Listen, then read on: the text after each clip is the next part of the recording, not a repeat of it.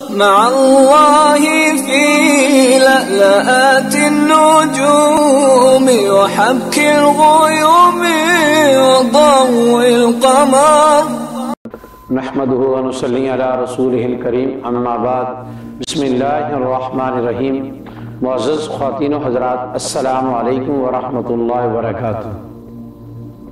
ایک صاحب نے سوال کیا ہے کہ جی عام طور پر عوام الناس میں یہ بات مشہور ہے کہ جب کسی آدمی کے مرنے کو 1 سال گزر جائے تو سال کے بعد اس کی روحیں واپس آتی ہیں. کیا واقعتاً 1 سال کے بعد مرنے والوں کی روحیں واپس آتی ہیں؟ معزز خواتین و حضرات، اس بات کو ذرا یاد رکھیے اچھی طرح کہ جب آدمی مر جاتا ہے اس کی روح جسم سے پرواز کر جاتی ہے تو اس کی روح کے بنیادی طور پر 2 ٹھکانے ہیں. ایک کا نام علیین ہے اور ایک کا نام سجین ہے. جو نیک لوگ ہوتے ہیں ان کی روحیں علیین میں ہوتی ہیں اور جو برے لوگ ہیں، گناہگار ہیں، ان کی روحیں سجین میں ہوتی ہیں. نیک آدمی کی روح علیین میں جنت کی نعمتوں سے لطف اندوز ہو رہی ہوتی ہے اور برے آدمی کی روحیں سجین کے اندر جہنم کے عذاب میں مبتلا ہوتی ہیں. جو روحیں نیک ہیں وہ علیین میں جنت کی نعمتوں کو چھوڑ کر ہمارے پاس نہیں آتی، اور جو روحیں سجین میں ہیں وہ اللہ کے ہاں گرفتار ہیں، وہ اللہ کے عذاب سے چھوٹ کر بھی دنیا میں نہیں آ سکتی.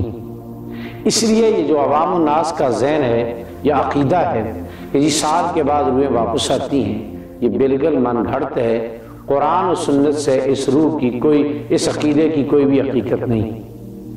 تو لہٰذا ہمیں اپنے مرنے والوں کے لیے اگر کچھ پڑھ کے بخشنا ہے، کچھ صدقہ کر کے ان کے لیے ثواب پہنچانا ہے تو ان کی روحوں کا ہمارے پاس آنا ضروری نہیں.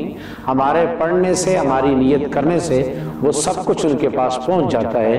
تو اس لیے ان کا آنا ضروری نہیں ہے. اس مسئلے کو ذرا اچھی طرح سمجھ لیجئے تاکہ ہمارے ہاں جو لوگوں میں پھیلا ہوا یہ عقیدہ ہے یہ غلط ہے، اس کی تردید ہو سکے. اللہ تعالی ہمیں صحیح دین کو سمجھ کر اس پر عمل کی توفیق نصیب فرمائے.